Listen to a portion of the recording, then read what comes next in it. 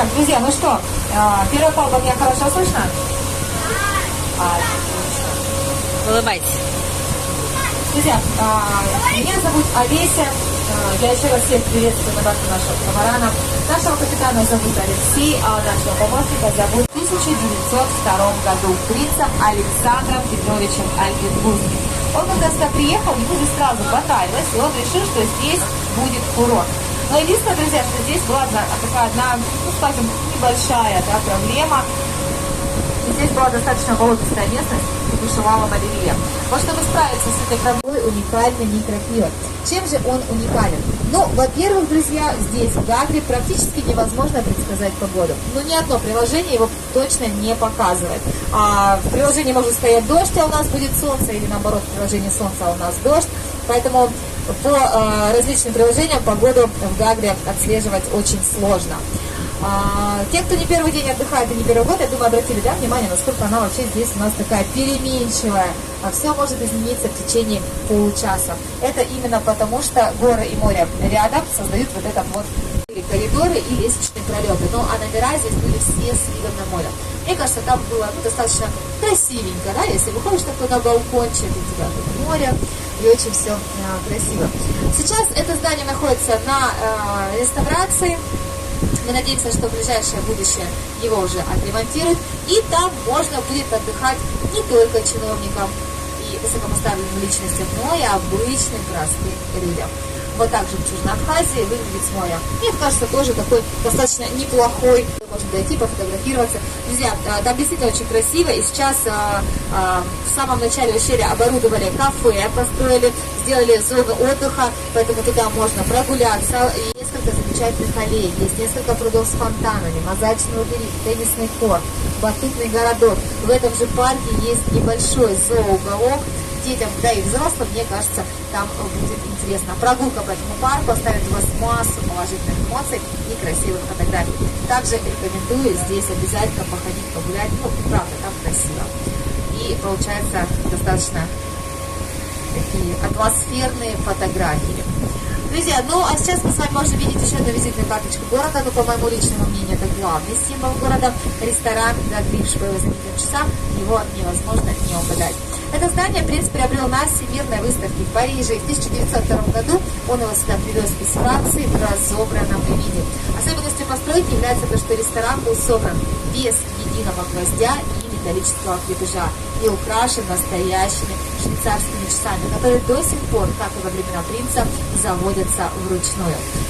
В различное время этот ресторан посещали такие известные личности, как Николай II, Иосиф Сталин, Антон Чехов, Максим Горький, Федор Швятов и многие-многие другие.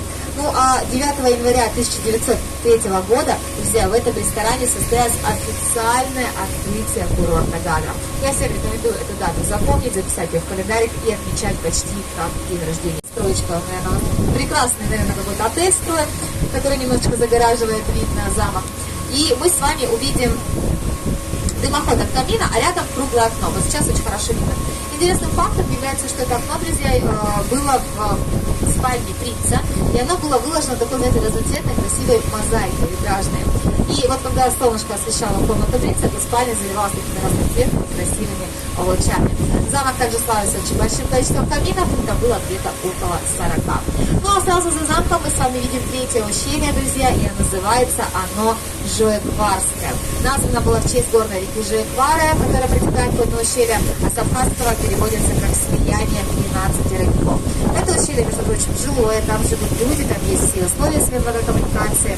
И это ущелье, друзья, является одним из самых красивых, самых атмосферных, таких живописных ущелий, которые здесь есть.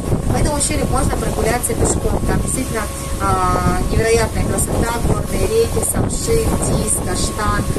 По этому же ущелью, кстати, проходят конные прогулки, где на лошадях можно подняться вглубь ущелья к нескольким водопадам. Прогулка по ущелью запомнится вам надолго, друзья. Вон прямо. Ой, да. Ой. Вот вам фокус. Там шоу устроили. Ой, вон она, под нами.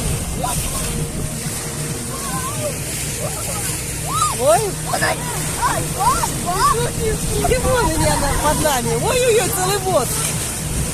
целый воз. Кто вперед, кто вперед. Вот вам фокусы. Ой, ой, красота. Ой, И вон глазы пойдут. смотри сколько. Я видела их в маске. Вот, видишь? Я обогнал. Догонялки теперь играют.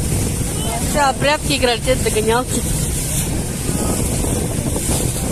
Такие игривые. Фоткал дельфинов? Нет, я вот это место Пока еще никто не придет, друзья. Красиво. Ой, очень красиво. Такая вода голубая, смотри. Она голубая.